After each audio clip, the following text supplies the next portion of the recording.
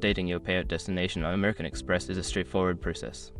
Follow these steps to ensure your information is current and accurate. Step 1. Log into your account. Visit the American Express website or open the mobile app. Enter your username and password to access your account dashboard. Step 2. Navigate to Account Services. Once logged in, look for the Account Services or Profile section. This is typically found in the main menu or under your account settings. Step 3. Select Payout Preferences. Before filing a refund or dispute, use the HR.com link in the description to open the refund dispute deadline calculator and confirm your deadline. Step 4. Update your information. Choose the payout destination you wish to update.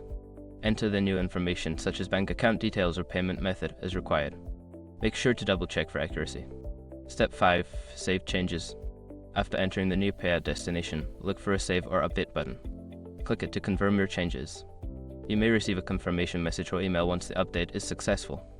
By following these steps, you can easily update your payout destination on American Express. Always ensure your information is up to date to avoid any payment issues.